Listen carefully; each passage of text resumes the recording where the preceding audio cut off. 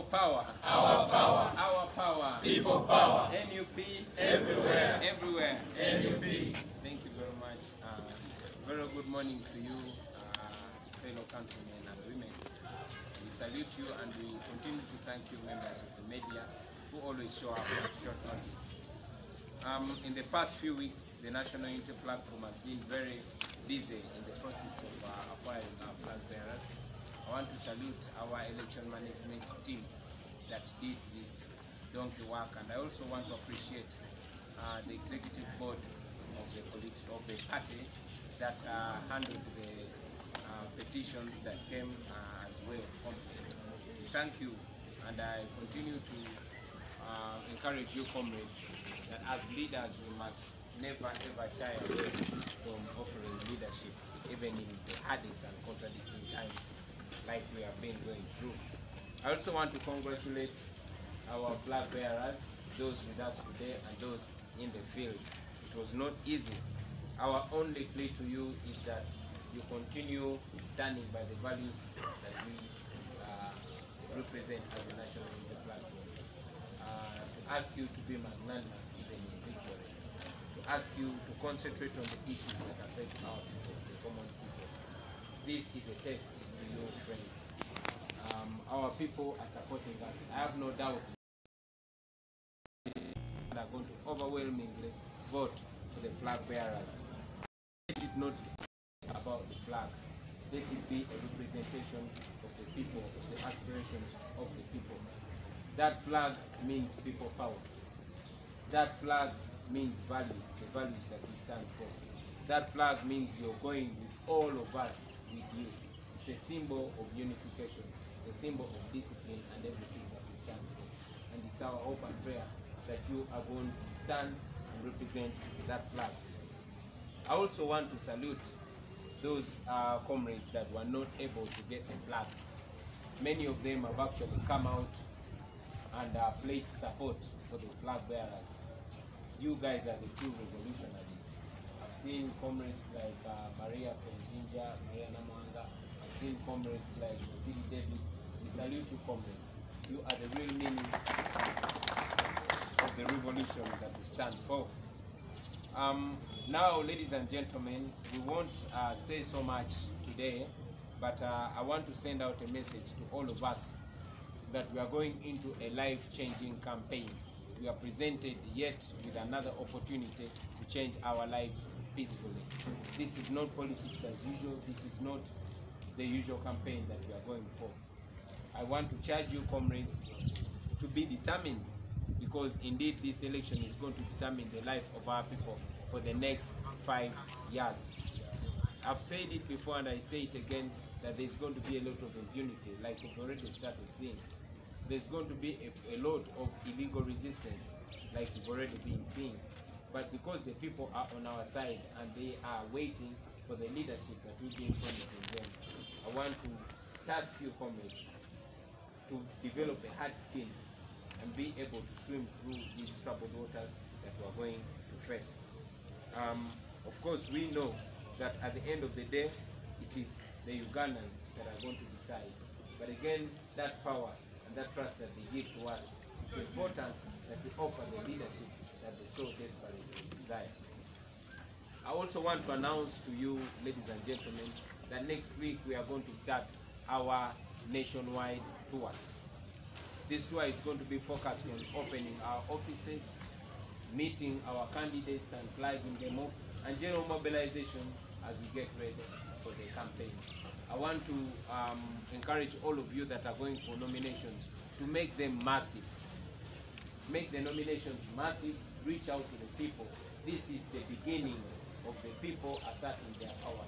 It begins with the nominations, all through the elections and after the election.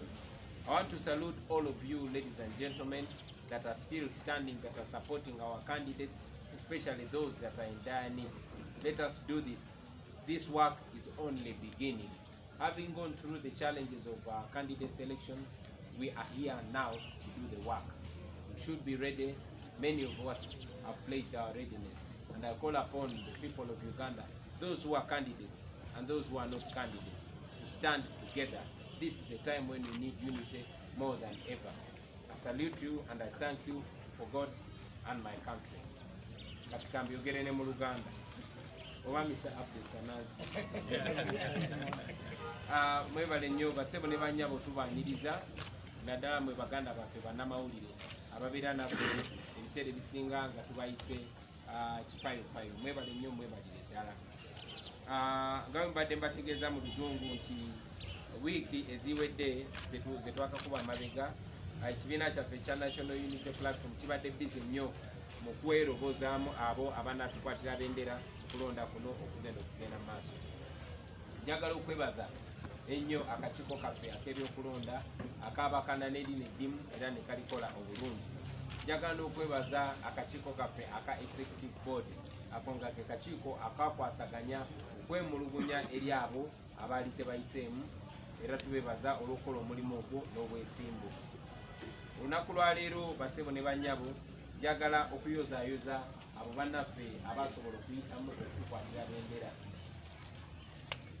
Abayozaayoza era sikiri okwekubirako mu ngalo. Njozaayoza nnyo n'abo abatasobola kuwangula. Bannaye tuli bantu ba nnyumba emu. Oyo kaweefube yateekebwawo yali wakulonda mu kubanga ng'era bwe kyali kirabika lunye nti ffenna twali tetusobola kukwata flag emu. Twali tulina okwerondamu omuntu omu mu bifo ekiriko okwesimbawo akikiikirire. Era nyina okukkiriza nti abo abaalondebwa bagenda kufuna obuwagizi bwaffe bwonna era bagenda tuleetera obuwanguzi. Kyenjagala okubasaba mwe baganda baffe abayitamu mugende maaso nga mujjukira ebyo ebirowoozo ddala eby'omuntu owa bulijjo. Mubeere bakulembeze ne wakati mu buwanguzi. Tuli bantu ba nnyumba emu kati essaawa gye tusinga okwetaaga okubeera awamu.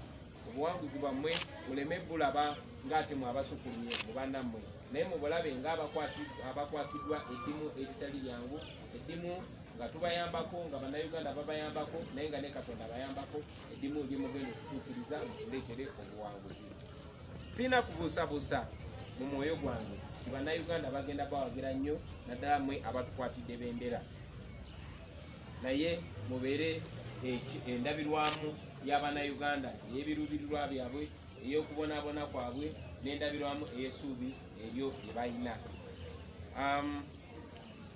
Njagala mpozi mu ngeri ey'enjawulo baganda bange okubategeeza nti kati ffe nga bannayuganda ffenna tuyingidde ate mu stage gye tulina okukwata n'obwegendereza ennyo. Eno stage gye tugendamu ya campaign egenda okusalawo obulamu bw'abannayuganda kuba gye bugenda okudda. Tugenda okukwatagana n'omukisa gwe tulina gwe tufuna omulundi ogumu mu myaka 5 era ng'omukisa ogwo gutusemberezeddwa kati ogw'okukyusa obulamu bw'abannayuganda. Kyonna kye tukola okubira ddala mu nomination zaffe paka mu kulonda kye kigenda okusalawo ziiki bannayuganda gye bagenda okubeeramu.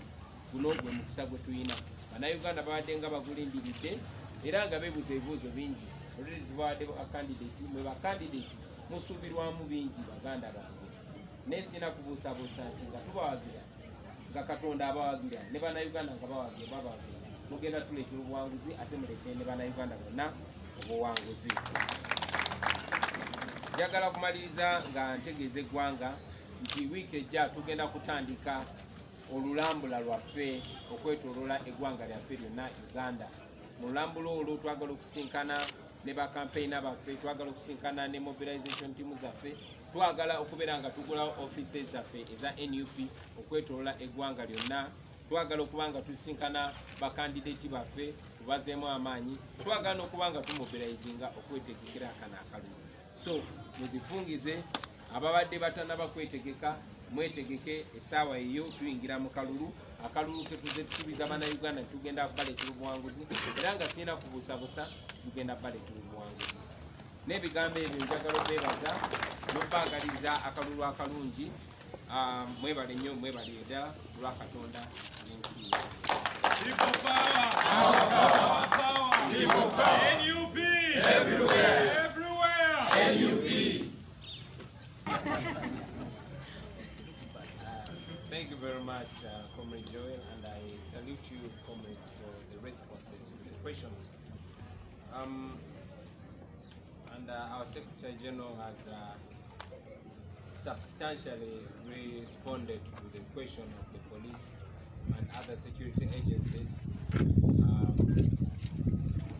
about the worry about whether or not we'll be able to carry on our nationwide activities. Ladies and gentlemen, you've all seen other political parties and other leaders going about their businesses unhampered. So we expect the same thing if we're being governed by the same law. We are unofficially registered political party and we are heading to campaigns. I'm a presidential candidate and I want to believe that I have all the other rights and other candidates I have. And we want to believe that as a political party, we have the same rights as other political parties. So be assured that we shall go about our business as planned. Now, about General Museveni's name change. A few weeks ago, I was here and I told the nation that when General Museveni and his fellow rebels were taking power in 1986, Museveni did not present any credentials whatsoever. He did not present his academic document, and neither did he present proof of citizenship as a Ugandan. And yes, this is a question that has been lingering on everybody's mind for the last 35 years. I want to thank the Honorable Mwadan Kunyiji from Chadondo East, who single-handedly came out and demanded for Museveni's academic documents. You all saw that the Electoral Commission did not take up to a week to release my academic documents, the ones that I used to contest for the parliamentary seat that I'm occupying in 2017. In the same way, another Ugandan asked the Electoral Commission to provide Museveni's academic documents, the same documents he has purportedly been using since the first time he ran for president in 1996. We all know that the Electoral Commission of Uganda has been giving different excuses for not giving us Museveni's academic documents. And yes, up to today, I want to believe that it's out of pressure from you, the ordinary Ugandans, especially those on social media, that have been demanding for Museveni's academic documents. First, the Electoral Commission came out and gave explanations that were not satisfying. And as if that's not funny enough, President Museveni has come out to own one of the names that people have been threatened for calling him. There are two names. One is Tibuhaburwa and another is Rutaba Isirwa. I hope that as time goes, he will also come out and own the Rutaba Isirwa name.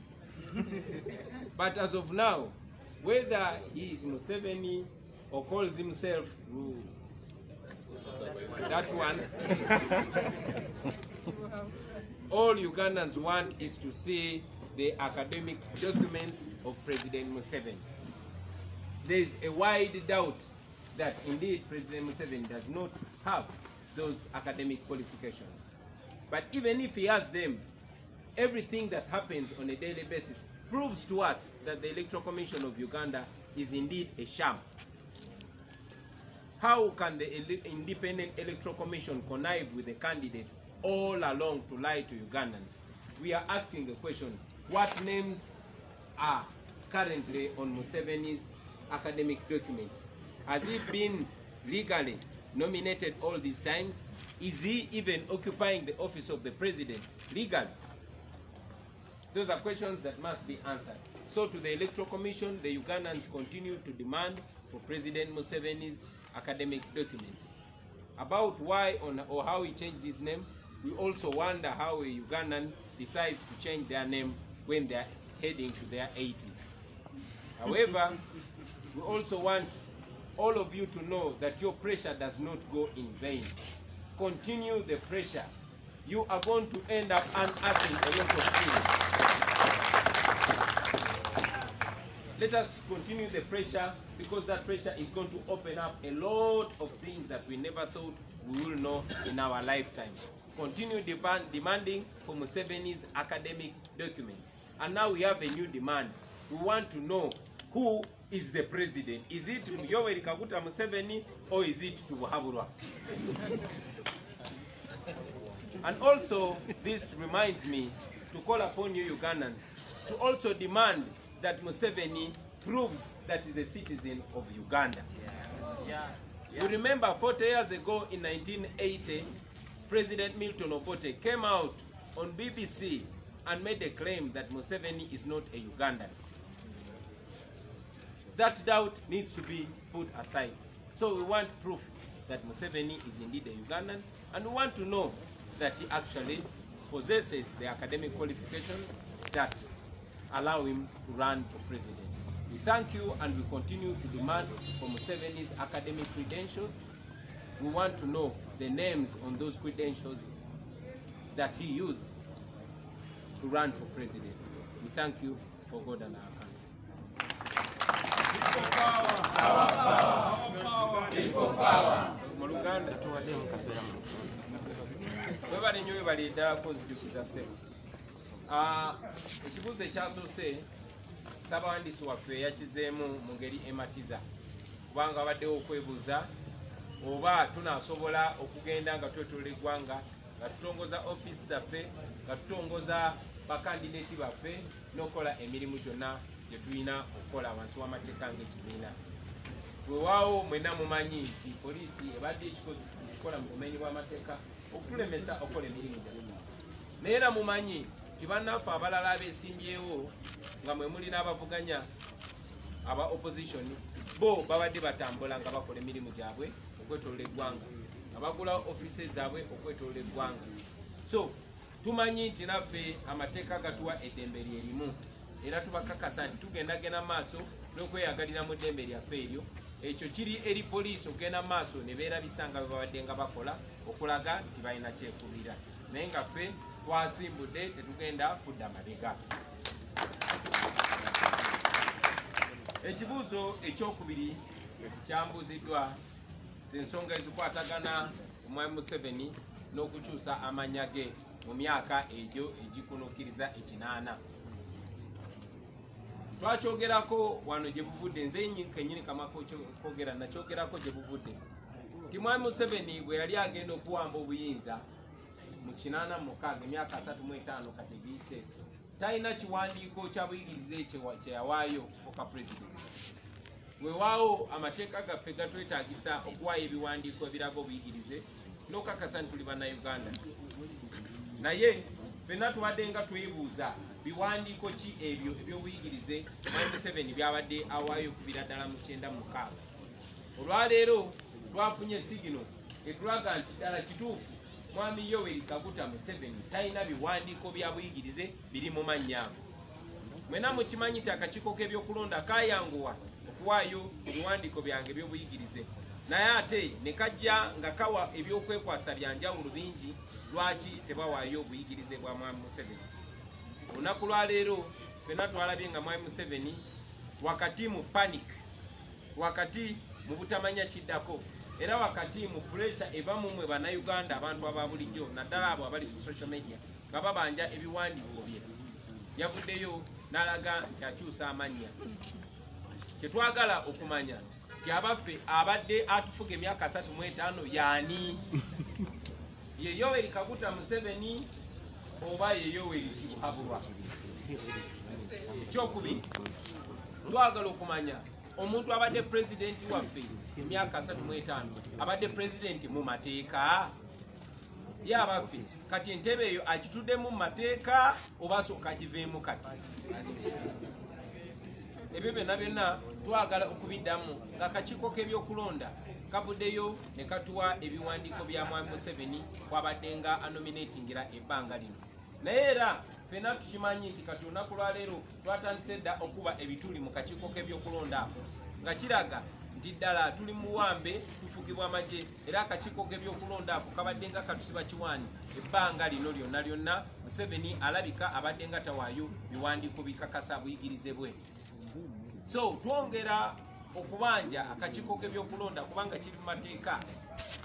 okukakasa bannayuganda ddala omuntu atufuga tatufuga mu bumenyi bw'amateeka, omuntu atufuga ddala alina ebisaanizo eby'obuyigirize. So twongera okugatta eddoboozi lyaffe ku bannayuganda abangi ababanja ebiwandiiko eby'obuyigirize bya mwami Museveni. Njagala ne kino okukyogera nti ffenna tujjukira nti mu mwaka wa 1980 emyaka 40 agayise President Milton Obote yavaayo ku mpewo za BBC n'ategeeza nti mwami Museveni si munnayuganda. Ekyo nno kibaddeko akabuuza okumala emyaka 40 era tumusoomoza okuvaayo okukakasa bannayuganda ddala omuntu atukulembera munnayuganda, kubanga bannayuganda bangi balina okubuusabuusa nti omuntu tasobola kulibaga nsi bw'atyo, tasobola kunafuya nsi bw'atyo, tasobola kwonona nsi bw'atyo nga ddala munnansi. So twagala okumanya ddala mwami Museveni tubutabulwa n'amannya amalala getuli okumanya ddala munnayuganda, ddala munnansi. Ekyo twagala okimanya. Twengera okwebaza mpozi ne muganda waffe Muwadanku Nnyingi ava ekyaddondo olw'okuba omuvumu okuvaayo mu buwandiike ne mu mateeka okubanja ebiwandiiko by'obuyigirize bwa mwami Museveni, era nammwe tubakunga mugende mu maaso nga mubanja ebiwandiiko by'obuyigirize bwa mwami Museveni, kubanga ddembe lyammwe nga bannayuganda mulina ddembe okumanya amazima. Mugende mu maaso nga muteekawo pressure, mujja kuzuula bingi nnyo bye mwali mutasuubira bimusobola okuzuula. Loozi olwaleero mukirabye nti ebbanga lyonna ate mu omugigi gwammwe gwe muleese gutankudde ebintu bingi, ne gulabisa ebintu bingi, ne gwanika ebintu bingi. Tugende maaso nga twanika mwami Museveni ne banne ne bakozesa mu bumenyi bw'amateeka, tujja kuzuula bingi newankubadde nga tunayambala ngule. Mwebale nnyo, mwebale ddala, kuba Katonda.